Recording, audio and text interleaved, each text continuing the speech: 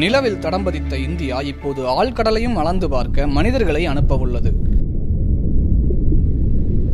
இதுவரை France, America, Russia, சீனா, Japan ஆகிய நாடுகள் மட்டுமே இதை சாதித்துள்ளன. இப்போது இந்தியாவும் அந்த வரிசையில் இணையப் போகிறது.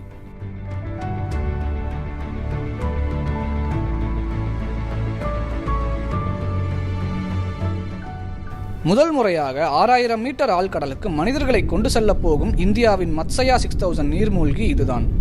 இதை சமுத்திரயான் திட்டத்தின் கீழ் முற்றிலுமாக சென்னை பள்ளிக்கரணையில் உள்ள தேசிய கடல் தொழில்நுட்ப நிறுவனமே தயாரித்து வருகிறது. இந்த திட்டத்தில் பணியாற்றும் 90% பேர் தமிழர்கள். அதிலும் 2026இல் ஆழ்கடலுக்கு செல்ல போகும் இந்தியாவின் மத்சயா 6000 நீர்மூழ்கியை இயக்கப் போகும் பைலட் ஒரு தமிழர் என்பது இதன் மற்றும் ஒரு தனிச்சிறப்பு. ஆழ்கடலில் நிலத்தில் இருப்பதை விட 600 மடங்கு அதிக அழுத்தம் இருக்கும். அதை சமாளிக்க விஞ்ஞானிகள் இந்த நீர்மூழ்கியை டைட்டானியம் உலோகத்தால் உருவாக்குகின்றனர். அதோடு ஆழ்கடலில் GPS தொழில்நுட்பம் வேலை செய்யாது. அதற்கு பதிலாக ஒளி அலைகளை விஞ்ஞானிகள் பயன்படுத்துகின்றனர். Underwater, the global positioning system will not work. So we have to depend on a niche technology on acoustic communications, acoustic positioning systems. Animals and all will communicate through sound.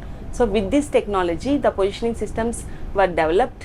இது இந்தியாவுக்கு ஆழ்கடல் ஆய்வு, மீட்பு பணி என பலவற்றிலும் உதவப் போவதாக கூறுகிறார் இந்த திட்டத்தின் மூத்த விஞ்ஞானியான முனைவர் சத்யநாராயணன். இந்த டெமான்ஸ்ட்ரேஷன் பண்ணுறதுனால இந்தியாவில் நம்மளால் இதை செய்ய முடியும் அப்படிங்கிறத மட்டும் நிரூபிக்கிறது மட்டும் இல்லாமல் இது மூலமாக நிறைய டெக்னாலஜி ஃப்ரிஞ்ச் பெனிஃபிட்ஸ்னு சொல்லுவோம். அதாவது சம்மந்தப்பட்ட அத்தனை துறையும் டெவலப் ஆகும் அப்படிங்கிறது தான் எங்களுடைய நம்பிக்கை.